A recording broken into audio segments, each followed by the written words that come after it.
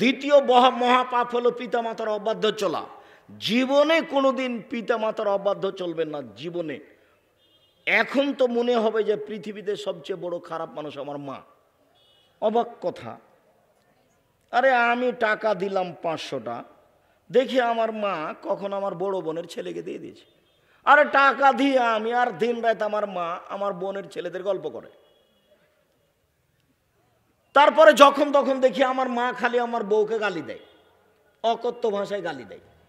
তা আমি সন্ধ্যার সময় এসেছি, এসে দেখছি আমার মা বিছানে পেশাব করেছে। তা আমি আমার বউকে খেপে বললাম, এই তুমি আমার বিছানাটা আমার মায়ের পরিষ্কার করনি কেন?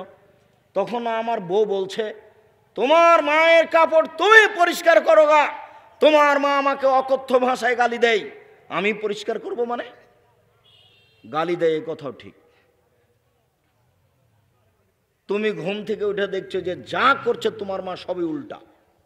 বড় মাছের টুকরাটা তোমার বোনের ছেলের পাতে প্লেটে দিয়েছে, আর মাছের লেজ খান দিয়েছে আপনার ছেলের প্লেটে।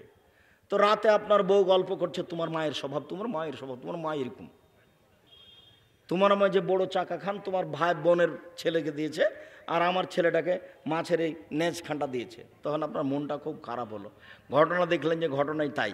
তা আপনি এখন ভাবলেন যে সবচেয়ে বড় শত্রু আমার কে? আমার মা। সাবধান, শত্রু এটা দিনের মতো বুঝতে পারছেন, ভুল করছে মা, এ কথা ঠিক, মুখ খুলবেন না। যেদিন মা আপনাকে আদর করতে পারে, দুধ খাওয়াতে পারে, চুমা দিতে পারে, সেদিন মাকে শ্রদ্ধা করতে হবে, এর নাম শ্রদ্ধা নয়। যেদিন পরিস্থিতি উল্টা হয়ে গেছে, বউ সহ্যই করতে পারে না, বউ একবারে সহ্যই করে না, মা যা বলে উল্টা বলে, সেই দিন মাকে জীবন বাজি রেখে শ্রদ্ধা করতে হবে, তার নাম শ্রদ্ধা। মায়ের পায়ের নিচে জান্নাতে, কথাই ঠিক, ওই হাদিস ঠিক। মায়ের দিকে সুনজরে তাকালে কবুল হজে সমান নেকি হবে, হাদিস মিথ্যে। তবে মায়ের পায়ের নিচে জান্নাত, এ কথাই ঠিক। মায়ের পায়ের নিচে জান্নাত, এ কথাই ঠিক। মা অসন্তুষ্ট হলে জাহান্নাম অবধারিত, এ কথাই ঠিক। মা খুশি থাকলে জান্নাত হবে, এ কথাই ঠিক। অতএব পৃথিবীতে দ্বিতীয় মহাপাপ হচ্ছে পিতামাতার অবাধ্য চলা। তৃতীয় মহাপাপ হচ্ছে মিথ্যে সাক্ষী দেওয়া। মিথ্যে সাক্ষীর কারণে লোকটা 20 বছর থেকে আপনার টাঙ্গাইল জেলাতে আছে, ও নিজেও জেলে আছে, ও নিজেও জানে না আমি কেন জেলে, জজ জানে না ঘটনা কি, উকিল জানে না ঘটনা কি, সাক্ষী বলছে আমি 2 চোখে দেখেছি তাকে মারতে। অথচ সে লোক সেদিন ছিল কোথায়? রংপুরে ছিল। একটা কথার কথা বললাম, ওইখানে ছিল না। এরই নাম মিথ্যা সাক্ষী। সম্মানিত দিনী ভাই বোন, মিথ্যা সাক্ষীর জন্য আল্লাহ রাসূল এইভাবে ভাষা উল্লেখ করেননি, শিরকের জন্য এইভাবে ভাষা উল্লেখ করেননি, মানুষকে হত্যা করার ব্যাপারে ভাষা উল্লেখ করেননি। মানুষ যদি আজীবন সালাত না আদায় না করে তার জন্য ভাষা এরকম নাই, মানুষ যদি রোজা না রাখে তার জন্য ভাষা এরকম নেই।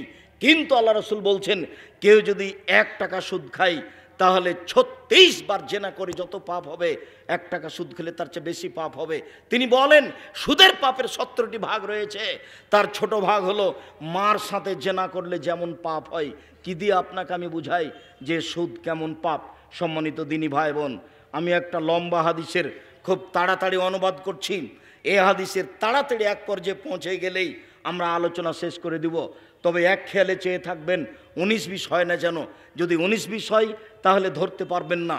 সম্মানিত দিনী ভাই বোন, যারা আমার দিনী বোনেরা আছেন, আপনারা শুনতে পান আর না পান, আপনাদের আমি একটা কথা বলে যাচ্ছি। দিনী বৈঠকের দিনী বোনেরা আমার একটু শোনেন। এই মেয়ে, গল্প করছো কেন? একটু শরম করো না, একটু ইতস্ত করো না? ফ্যাশন বোরকা পরে আছো কেন? তোমার বাপের চোখে পড়ে না? তোমার ভাইয়ের চোখে পড়ে না? তোমার স্বামীর চোখে পড়ে না? তোমার স্বামী লজ্জা বেঁচে খেয়েছে নাকি? তুমি কি লজ্জা বেঁচে খেয়েছো? বাপ বেটি লজ্জা বেঁচে খেয়েছো? ফ্যাশন বোরকা পরে আছো কেন? এমন বোরকা পরে বেগারে ঢিলা ঢালা। এই ফ্যাশন বোরকা কেন তোমার গায়ে? তুমি কেন একটু লজ্জা করো না? তুমি একটু শরম করো না কেন? তোমার কোনো হায়া বোধ হয় না? তোমার কোনো ইতস্ত বোধ হয় না? তোমার একটু হায়া বোধ হওয়া দরকার, তোমার একটু ইতস্ত বোধ হওয়া দরকার।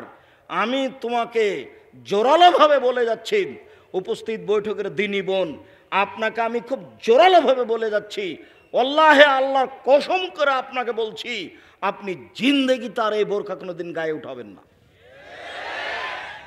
আপনি এই বোরখা কালকে জ্বালিয়ে দিবেন, কাপড় কিনে নিয়ে এসে ঢেলা ঢালা বোরখা পরেন। এইটা আপনার মান সম্মান রক্ষা করবে, আপনার ইজ্জত রক্ষা করবে, আপনার মান বাড়বে, আল্লাহ আপনাকে ভালোবাসবে। আপনি এরকম ফ্যাশন বোরকা পরেছেন কেন? যাতে অঙ্গ প্রত্যঙ্গ বোঝা যায়, যাতে মানুষ আপনাকে লক্ষ্য করে, এইটা কেন করবেন? শোনেন দিনী বোন, আপনাকে একটা কথা বলি, আপনি যদি 4টা কাজ করতে পারেন জান্নাতের সব দরজা খোলা। আপনি যদি 4টা কাজ করতে পারেন জান্নাতের সব দরজা খোলা। 1, 5 ওয়াক্ত সালাত আদায় করবেন।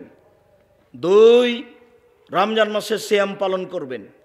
3, স্বামীকে মেনে চলবেন, তিতা লাগলেও মিঠা লাগলেও। 4, জেনায় লিপ্ত হবেন না। জেনা যদি কোনোদিন ঘটে গিয়ে থাকে তাহলে তোবা করেন যে আর কোনোদিন করব না। তোবা যদি করেন তাহলে তো জান্নাত তো হবেই, অতীতে যে পাপ হয়েছে এগুলি সব নেকি হয়ে যাবে। আপনি 4টা কাজ করেন জান্নাতের সব দরজা খোলা। তার 3 নম্বর হচ্ছে স্বামীকে মেনে চলবেন। আপনার স্বামীর মুখ খুব খারাপ, গালি দেয়, কথাই ঠিক, যত গালি দেখ আপনি নিজেকে পাথর মনে করবেন, সব গালি উপর দিয়ে পার করে দিবেন, কোনো সময় মুখ খুলবেন না। আর স্বামী যতই গালি দেখ, স্বামী গালি দেওয়ার পরে 1 গ্লাস পানি চেয়েছে, তো সামনে গ্লাসটা এভাবে ঠ্যাক্কস করে রেখে চলে যাবেন না, একটু ভালোবাসা দেখিয়ে চলবেন। যদি আপনি মনে করেন যে সংসার চলবে না, তাহলে আপনি খোলা তালাক করে নেন। স্বামী যত বড় চাকরিজীবী হোক চলে, কোনো সমস্যা নেই, আপনি খোলা তালাক করে নেন। যদি খোলা তালাক না করেন তাহলে তাকে মেনে চলেন, তিতা লাগলেও মিঠা লাগলেও, তিতা লাগলেও মিঠা লাগলেও। আর আপনাকে আমি অনুরোধ করে বলি যে আল্লাহ বলছেন যে শান্তি তৃপ্তি স্ত্রীর কাছে আছে, ওকে শান্তি তৃপ্তির জন্য সৃষ্টি করা হয়েছে। তা আপনি তাকে গালি দেন কোন শরমে? তাকে আপনি মারেন কেন? তার সামনে আপনি কটু কথা বলেন কেন? আল্লাহ রাসূল বলছেন যে পুরুষের জন্য 5টা কাজ, পুরুষ হলে 5টা কাজ করতে হবে। 1, যে মানের খাচ্ছেন সে মানের খাওয়াবেন। 2, যে মানের পড়ছেন সে মানের পড়াবেন। 3, কটু কথা বলবেন না, ভুলেও কোনোদিন বলবেন না তোমার ঠোঁটটা মোটা। একবার ঠোঁট মোটা বললে 10 বছর ভালোবাসবে না। ভুলেও কোনোদিন বলবেন না তোমার রং কালো, একবার বললে 10 বছর ভালোবাসবে না। খালি প্রশংসা করেন, তোমার মতো কোনো মেয়ে দেখি না, তোমার আমার রূপ চেহারা ভালো আচরণের কোনো মেয়ে দেখি না, সারা রাত পাটিতে দিবে। রাসূলের কথাটাকে মূল্যায়ন করেন, দেখবেন ফল ভোগ করছেন। 4, মুখের উপরে মারো না। 5, নিজের বাড়ি ছাড়া কোথাও থাকতে দিও না, খালার বাড়ি যেতে দিও না, ফুফুর বাড়ি যেতে দিও না, নানির বাড়ি যেতে দিও না, হাট বাজারে যেতে দিও না, মায়ের বাড়ি যেতে দিও না। জরুরি প্রয়োজন ছাড়া আপনার স্ত্রী বাড়ি ত্যাগ করতে পারবে না। বিবাহের বাড়িতে কোনো প্রশ্নই আসে না, বিবাহের বাড়িতে গেলে স্বামীর সংখ্যা বেশি হয়ে যাবে। সাবধান, বিবাহের বাড়িতে যাওয়ার কোনো প্রশ্নই আসে না, কোথাও যেতে দিবেন না জরুরি প্রয়োজন ছাড়া। আল্লাহ বলে দিয়েছেন তাকে বাড়িতে থাকতে হবে, আল্লাহর নবী বলেছেন তোমার বাড়ি ছাড়া তাকে কোথাও যেতে দিও না। ও বাজারে যেতেই পারে না, বাজারে যদি যায় তাহলে আপনি হলেন কাপুরুষ, ঘৃণিত পুরুষ। আর যে বাজারে যায় ও হলো হস্তিনী, খারাপ মহিলা, ওর ঢঙই খারাপ, ও দিয়ে ভালো সংসার চলবে না। কই আমরা তো জীবনে কোনোদিন আমাদের বাজার হাটতে যাওয়া হয় না, তো আমরা তো আছি বেঁচে, বাজার কোন দিকে সেটাই জানা নাই, তো আমরা তো আছি বেঁচে। আমি 20 বছর থেকে নওদাপাড়াতে আছি, দোকানদার আমাকে চিনে না যে এটা আব্দুর রাজ্জাক, তবে নাম জানে। আমি তো জীবনে কোনোদিন চায়ের স্টলে বসি না, আছি তো আমি বেঁচে। আমার মা বলতেন যে দোকানে বসিও না, প্রাইভেট পড়ায় না, কাউকে বন্ধু হিসেবে গ্রহণ করো না, কাউকে বন্ধু হিসেবে গ্রহণ করলে একটু 19-20 হয়ে গেলে রাতে ছুরি পেটে দিয়ে চলে যাবে। আমার মা যখন আমাকে বাড়ি থেকে বের করতেন তখন এগুলো বলে দিতেন, দোকানে বসিও না, প্রাইভেট পড়ায়ও না, কাউকে বন্ধু হিসেবে গ্রহণ করিও না, আর মানুষের বাড়িতে দাওয়াত খায়ও না। এটার যে কি রহস্য আল্লাহ বলে।